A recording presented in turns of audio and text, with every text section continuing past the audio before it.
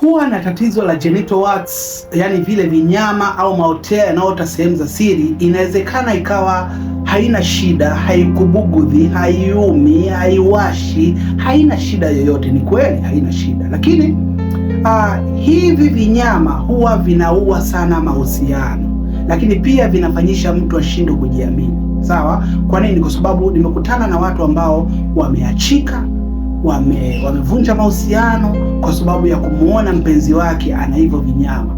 Kwamba unapokuwa na vinyama sehemu za siri, hata wewe mwenyewe unakosa ile confidence ya kujiamini mbele ya mpenzi wako.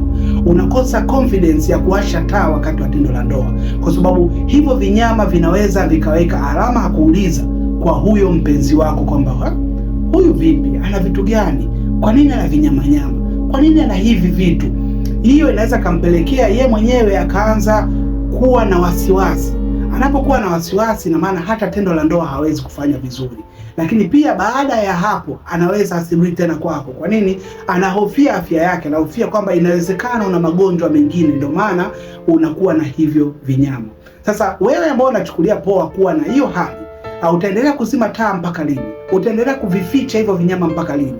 Endapo mpenzi wako ataviona, hatoweza kufanya tendo la ndoa na wewe, lakini pia utamwekea msongo wa mawazo, aanze kuhisi huyu mtu inawezekana hii ana shida kubwa, ndio maana leo hii ana hivyo vinyama. Na je, kama hajaniambukiza? Nakumbuka ukiwa na hivi vinyamanyama sehemu za siri huwa vinaambukiza. Genital warts huwa inaambukiza. Hata ukifanya tendo la ndoa na mtu mara moja, lazima na wewe utavipata. Inawezekana ukafanya hilo tendo la ndoa leo na mtu usione hivyo vinyama kwako, lakini ukakaa baada ya miezi 8, mwaka, ukaona vinaanza kuchepua, na ukajikuta unaanza kumlaumu mpenzi wako sasa hivi, kumbe aliyekupa ni mpenzi wako wa nyuma.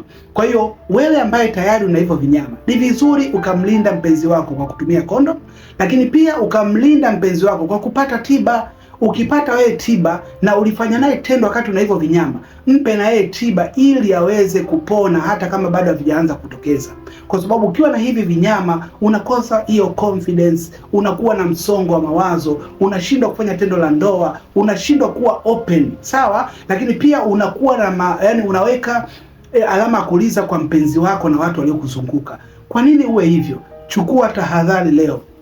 Tibu hivi vinyama kwa kupandisha kinga zako za mwili na kwa kutumia dawa ambazo zipo zinafanya kazi vizuri kwa ajili ya kuondoa hizo genital warts. Genital warts huwa zinaondoka na zinaondoka kabisa, lakini virusi vinaweza vikawa bado vipo, lakini kama kinga yako iko vizuri, pia hivyo virusi vinaweza kuondolewa ndani ya mwili wako. Unasubiria nini? Kama wewe una hivyo vinyama ambavyo vinakusumbua, tayari vinaonekana sehemu zako za uume, sehemu zako za uke, kwenye mashavu ya uke, sehemu nzima ya sehemu ya siri, una vinyamanyama, una visunzua, una maotea, una hizo genital warts, chukua namba yangu bao nipigie niweze kusaidia, kwa sababu hivi vitu havivumiliki. Vitavumilika kwako, lakini mpenzi wako akishaviona hawezi kuvumilia. Ataona kwamba hapa ili ni jumba bovu linataka kuniangukia. Sasa usiwe mmoja wa watu ambao watakimbiwa kwenye mapenzi kwa sababu ya hivyo vinyamanyama. Chukua namba yangu bao nipigie niweze kusaidia.